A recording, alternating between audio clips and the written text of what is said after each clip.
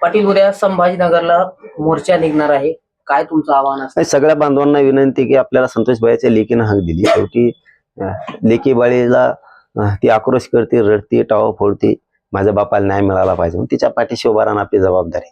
एक दिवस सगळ्यांनी कामं बंद ठेवले काय फरक पडत नाही. आता काही काही ठिकाणी काय झालं माहितीये का, लोकांनी सर्व राजकीय पक्ष असं म्हणलं की लोक जरा कणत, पण तरी बाबा जाऊ द्या ना, लेकरा बाळाच्या न्यायासाठी काय होतं असलं म्हणून आपण गेलं पाहिजे, आलं पाहिजे, सगळ्यांनी यायचं, समाज म्हणून जायचं. मी समाज म्हणूनच येतो. आपण सगळ्यांनी सहभागी व्हा. उद्या छत्रपती संभाजीनगरला मोठा मोर्चा आहे. आपल्या मराठवाड्याची राजधानी आहे आणि राजधानीवरती तो मोर्चा होतोय. तर आपण सगळ्यांनी या आणि संतोष भाईला न्याय मिळेल, सोमनाथ सूर्यवंशीला न्याय मिळेल, या दृष्टिकोनातून आपण तो विचार समोर ठेवून आपण गरिबाच्या न्यायासाठी सगळेजण संभाजीनगरला जाऊयात. मी पण जाणार आहे, आपणही या सगळेजण. खर तर राज्यामध्ये खूप मोठ्या प्रमाणात हे प्रकरण गाजलेलं आहे. त्यातील काही आरोपींचा रिमांड आज संपलेला आहे आणि त्यांना कोर्टात हजर केलं जाणार आहे. नाही, नुसते ने आण करून एका दिशाभूल करायला नाही पाहिजे आणि होणार बी नाही. म्हणजे आम्हाला काही शंका असण्याचं कारण नाही. मुख्यमंत्र्यांनी शब्दच दिलेला आहे की यांना सगळ्यांना फासावर लटकूस सोडत नाहीत आम्ही, म्हणून शंका असण्याचं कारण नाही.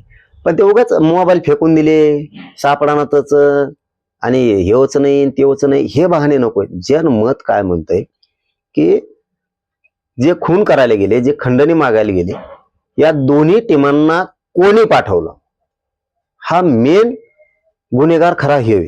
कारण जो खून करतो, खंडणी मागतो, त्यापेक्षाही जास्त सामूहिक कट रचून संघटित गुन्हेगारी करून घेणारा हा महागुन्हेगार असतो.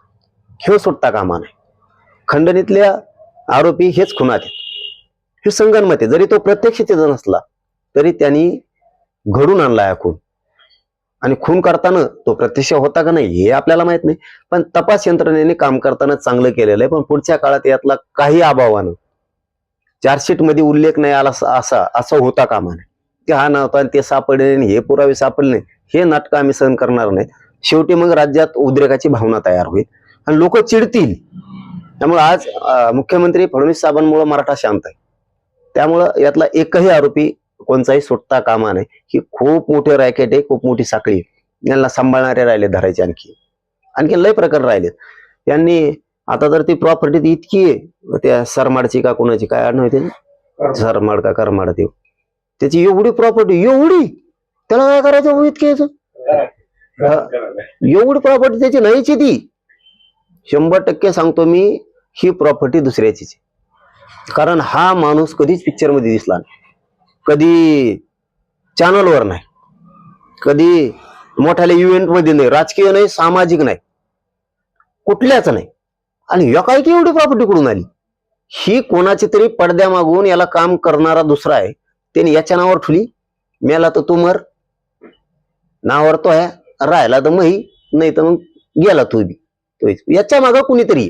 एवढी प्रॉपर्टी इतक्या माणसाची असू शकत नाही. ही एखाद्या सरकारमधल्या मंत्र्याची म्हणा, कोणाची तरी ही प्रॉपर्टी आहे आणि ही गोरगरिबाच्या नावावर केली.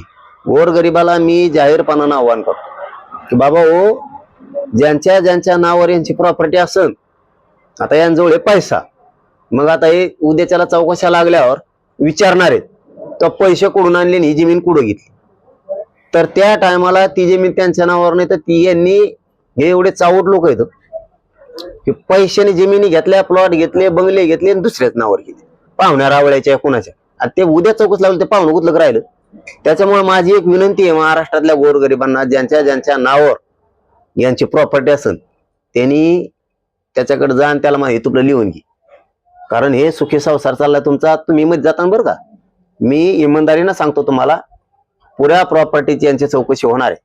त्यावेळेस जर यांनी एखाद्या गरीब पाहुण्याच्या, मित्राच्या, कोणाच्या जर नावावर कुठं प्लॉट, बंगला, जमीन, फ्लॅट असं काही जर केलेलं असेल, कुठं कंपनी, एखादी कारखाना, दारूचे दुकानं, कुठं हॉटेल मोठमोठ्याले, असं जर एखाद्या गरीबाच्या नावावर जर केलेलं असेल तर उद्या हे जा तुमच्याकडे येणारे, तुमचा सुखी संसार चाललाय, तुमचं माणसं जेलमध्ये जातील. प्रॉपर्टी दुसऱ्याची पण नावावर तुमच्या आहे. ती प्रॉपर्टी ज्याची त्याच्या नावावर करून द्या. तिकडे काय लोक चाललेत जणून, हे तुपलं गाबा हे धरायला दादा, आम्हाला नाही जायचं जेलमध्ये.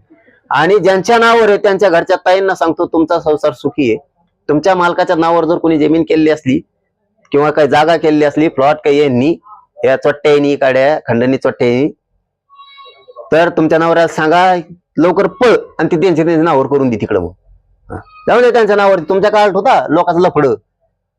सरळ बोला, खरं बोल नाही तुम्हाला जेल भोगावं लागेल. तुम्हाला सुद्धा एक म्हणजे सावध करायला. राज्यामध्ये संतोष देशमुख यांच्या हत्येचं केवळ आणि केवळ फक्त कारण पुढे केलं जातंय, मात्र हे जे मोर्चे काढले जात आहेत ते कोपर्डी 2 सारखी घटना घडावी असं लक्ष्मण हाके यांनी गंभीर आरोप केलाय. ते जाऊ तिकडे तेच. चला पुढं.